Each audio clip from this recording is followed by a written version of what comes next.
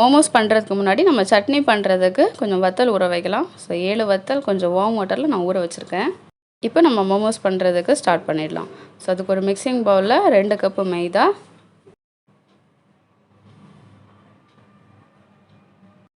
அப்புறம் அதுக்கு தேவையான கொஞ்சம் உப்பு சேர்த்து நம்ம இதை பிசைஞ்சிடலாம். இது நம்ம சப்பாத்திக்கு மாவு பிசைகிற மாதிரி கொஞ்சம் கொஞ்சமாக தண்ணி சேர்த்து நல்லா சாஃப்டாக பிசையணும்.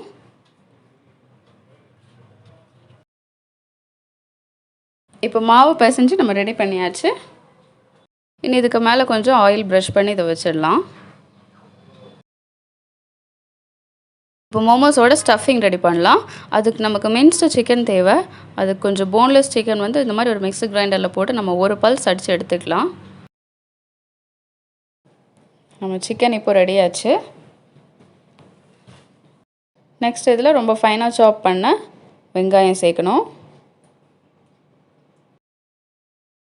இந்த ஸ்டஃபிங்கில் நம்ம சேர்க்குற எல்லாமே ரொம்ப ஃபைன்லி சாப்டாக இருக்கணும். ஸோ நெக்ஸ்ட் அதே மாதிரி ஃபைனாக சாப் பண்ண பூண்டு, அப்புறமா இஞ்சி, அப்புறம் கொஞ்சம் கொத்தமல்லி.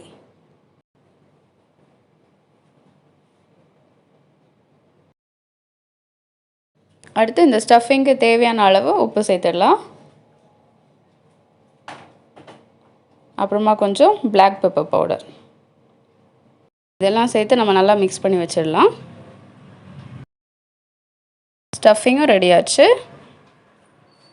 இப்போ நம்ம பிசைஞ்சு வச்ச மாவு ஃப்ளாட்டன் பண்ணுறதுக்காக ஒரு க்ளீன் அண்ட் பிளெயின் சர்ஃபேஸில் இந்த மாதிரி கொஞ்சம் மைதா போட்டுக்கலாம். அடுத்து நம்ம பிசைஞ்சு வச்ச மாவு இந்த மாதிரி நீங்கள் ஒரே ஸ்டெப்பாக ஃப்ளாட்டன் பண்ணலாம், இல்லை 2ஆக பிரித்து கூட ஃப்ளாட்டன் பண்ணிக்கலாம்.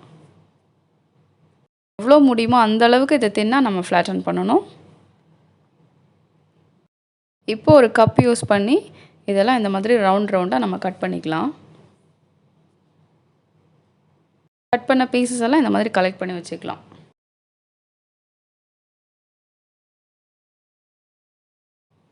நம்ம கட் பண்ணி எடுத்த எல்லா பீசஸ்லையும் கொஞ்சமாக சிக்கன் ஸ்டஃப் பண்ணிவிட்டு நம்ம அதை சீல் பண்ணிக்கலாம்.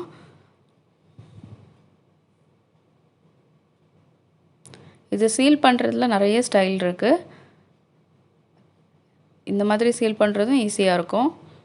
ஸோ நீங்கள் இப்படி கூட இதை ட்ரை பண்ணலாம்.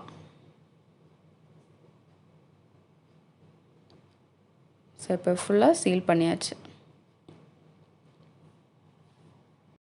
இனி இதெல்லாம் நம்ம குக் பண்ணிடலாம்.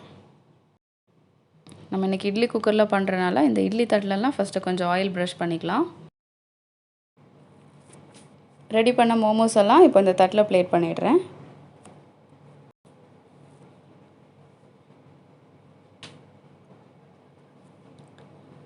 இன்றைக்கி நம்ம சிக்கன் மோமோஸ் பண்ணுறனால இது நம்ம இட்லி குக்கரில் 20 மினிட்ஸ் வச்சு குக் பண்ணணும்.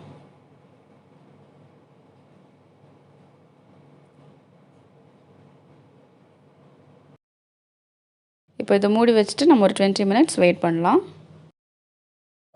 இப்போ 20 மினிட்ஸ்க்கு அப்புறமா இந்த லிட் ஓப்பன் பண்ணுறேன். இது நல்லா குக் ஆகிருக்கு. நம்மளோட மோமோஸ் இப்போ ரெடி.